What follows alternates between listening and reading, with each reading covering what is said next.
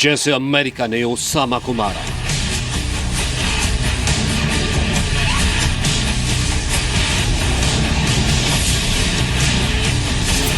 जैसे अमेरिका ने दिया ऑपरेशन जेरेनिमो को अंजाम,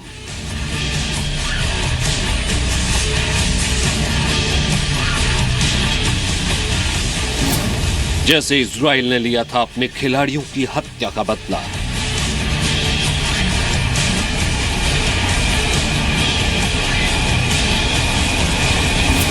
जैसे इजराइल ने ऑपरेशन राथ ऑफ गॉड को दिया अंजाम,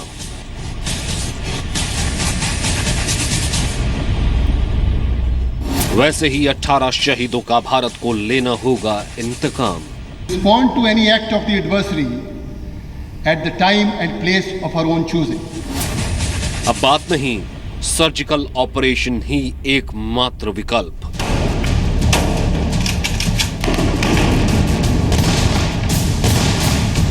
सब्र की सीमा समाप्त हो रही है। भारत पाकिस्तान के रिश्ते वैसे नहीं रहेंगे। भारत चाहे ऑपरेशन जेरेनिमो पार्ट 2। सुबह के 9:30 बजे आपके साथ मैं नंदिता कुडेशा हूं। उरी हमले में घायल महाराष्ट्र के यवतमाल के विकास जनार्दन की आज मौत हो गई है। इस हमले में शहीद होने वाले विकास 8वें सैनिक हैं। शहीद के परिवार के साथ साथ पूरा देश बस एक ही मांग कर रहा है, शहीदों की शहादत का बदला अब कब लिया जाएगा? बदला भी उस तर्ज पर जैसे अमेरिका ने ओसामा से लिया था। पूरा देश पूछ रहा है ऑपरेशन जेरेनिमो पार्ट 2 कब होगा? मसूद अजहर के साथ ओसामा वाला बदला कब?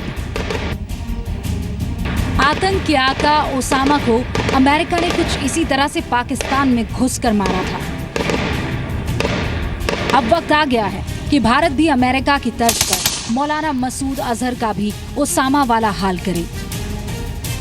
अभी तक तो 15 सर्जिकल स्ट्राइक्स आपकी कर देनी चाहिए थी।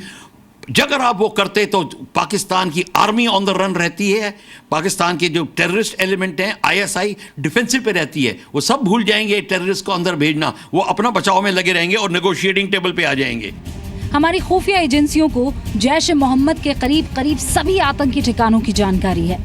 सूत्रों की माने तो अकेले पीओके में ही 40 से ज्यादा आतंकी कैंप चल रहे हैं। इन टेरर कैंप्स में भारत पर हमला करने की ट्रेनिंग दी जाती है। इन ट्रेनिंग कैंप्स को बर्बाद कर भारत पर और हमलों को तो रोका जा सकता है। भारत पर और आतंकी हमला ना हो, इसके लिए जैश ए मोहम्मद या लश्कर तैयबा पर पाकिस्तान को नहीं, भारत को कार्रवाई करनी होगी। भारत को इनके ठिकानों को बर्बाद करना होगा। भारत को पाकिस्तान के अंदर घुसकर उरी में शहीद हुए सैनिकों की शहादत का बदला लेना होगा।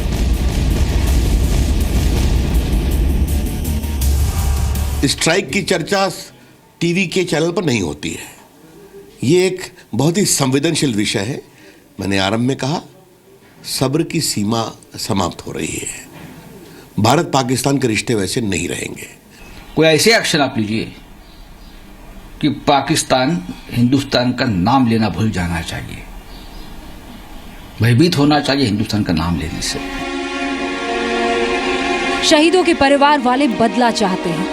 देश के आम लोग शहीदों की शहादत का बदला चाहते हैं। देश के सेलिब्रिटीज अंदर घुसकर माकूल जवाब देने की मांग कर रहे हैं। इस तरह से हमारे जवान जो है वो शहीद हो गए हैं, ये बड़े दुख की बात है। बिना किसी वजह के, बिना किसी प्रोवोकेशन के उनको शहीद होना पड़ रहा है। इससे हम सब बहुत दुखी हैं और नाराज हैं, और हम उम्मीद करते हैं कि सरकार जो है इसके ऊपर कोई ठोस कदम उठाएगी। पूरा देश एक सुर में पूछ रहा है कि मसूद अजहर को पाकिस्तान में घुसकर मारने का ऑर्डर कब देगी सरकार? जहाँ भी इनके कैंप हैं उनको उखाड़ के फेंक दे मौका मिलने पर। इतनी शहादतें हो गई हैं कि अब सहने के लायक नहीं, सहने के योग्य नहीं है। इंडिया कोई एक्शन लेना चाहे तो परमाणु हमला कर देंगे, ऐसा थोड़ा ना होता है। कब तक हम डर डर के जिएंगे? मेरा बेटा भी फौज में है, मेरा बेटा भी बदला लेगा। सूत्रों की माने तो रक्षा मंत्री मनोहर पर्रिकर ने शहीदों की कुर्बानी का बदला लेने का आदेश दिया है। बीजेपी एक दांत के बदले पूरा जबड़ा तोड़ने की बात कह रही है।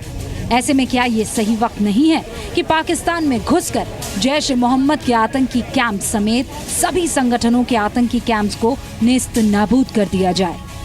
इसमें देश को एकजुट होकर के इस कार्रवाई में जो भी होगा उसके लिए ज़्यादा बात नहीं करते हुए जो करना है वो कार्रवाई करना चाहिए, लेकिन उसमें बयानबाजी करेंगे तो वो ठीक नहीं होगा। प्रधानमंत्री आवास पर उरी हमले के बाद की कार्रवाई पर हाई लेवल मीटिंग का दौर चला।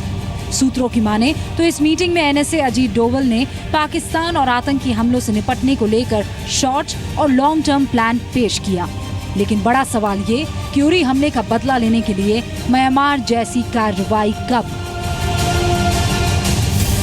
इस वक्त पाकिस्तान को बेनकाब करना, आइसोलेट करना, ये सबसे बड़ी बात है, जरूरी है। और पाकिस्तान को इसका खामियाजा भुगतना पड़ेगा और रणनीति तैयार करनी है। क्या म्यांमार जैसी कार्रवाई करेगी केंद्र सरकार? पिछले साल जून में उग्रवादियों ने मणिपुर में सेना के ट्रक पर हमला किया था।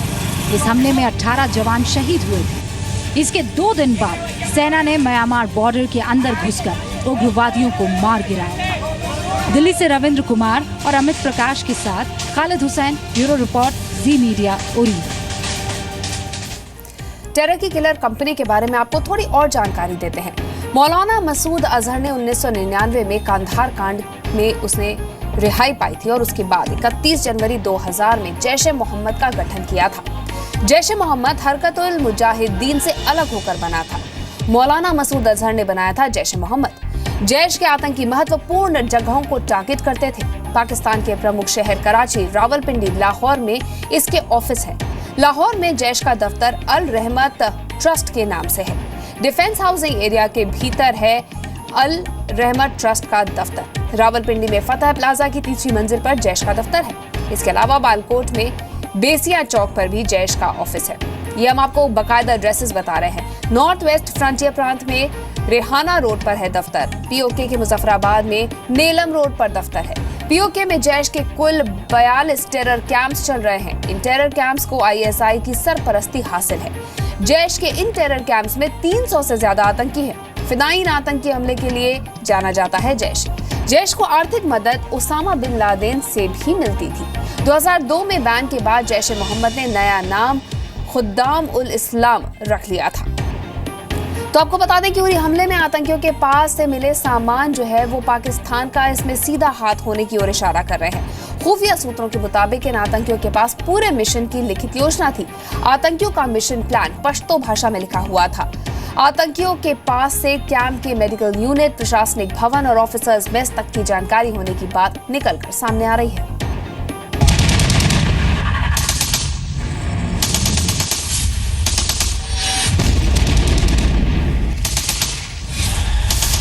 जैश के कैंप में हुई थी उरी के गुनहगारों की ट्रेनिंग।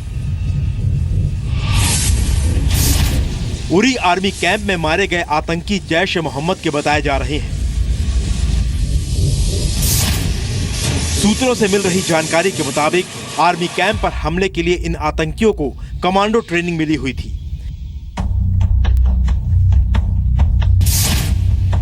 इनके पास से मिले हथियार और सामान सब कुछ मेड इन पाकिस्तान है। सबूत नंबर 1, भारतीय सेना के हाथों मारा गया ये आतंकी। सबूत नंबर 2, आतंकियों के पास से मिले पैकेट बंद जूस। सबूत नंबर 3, आतंकियों का जैकेट। सबूत नंबर 4, पाकिस्तान में बने हैंड ग्रेनेड। सबूत नंबर 5, पाकिस्तान में बने बैग। ये वो सबूत हैं जो पाकिस्तान को बेनकाब करने के लिए काफी है। पठानकोट हमले में भी जैश ए मोहम्मद के आतंकी हमले के लिए पूरे साजो सामान के साथ आए थे। उरी हमले में भी आतंकियों की तैयारी फुल प्रूफ थी। मारे गए आतंकियों के पास हैंड ग्रेनेड, मैगजीन, आर्मी की जैकेट कैंप के अंदर मिले हैं। इन आतंकियों के पास खाने का सामान, कलम और मफलर भी हमले की जगह से मिले हैं। आतंकियों के पास से AK-47, 4 under barrel grenade launcher और भारी मात्रा में गोला बारूद मिला है। इनके पास आग लगाने वाले हथियार भी थे। 4 AK rifles, 4 under barrel grenade launchers, 39 under barrel grenade launcher grenades, 2 map sheets, 2 matrix sheets. These are the sheets that they use when they move from one place to the other as guidance points. Terror की killing company Jaish Mohammad का आका मौलाना मसूद अजहर बुरहान वानी के मारे जाने के बाद से ही भारत में हमले की साजिश रच रहा था। भारत के अहम ठिकानों पर हमले के लिए जैश मोहम्मद ने आतंकियों की भर्ती और ट्रेनिंग के लिए पाकिस्तान में कई सेंटर बना रखे हैं। खुफिया एजेंसियों ने जैश के टेरर कैंप की जानकारी काफी पहले गृह मंत्रालय को दी थी।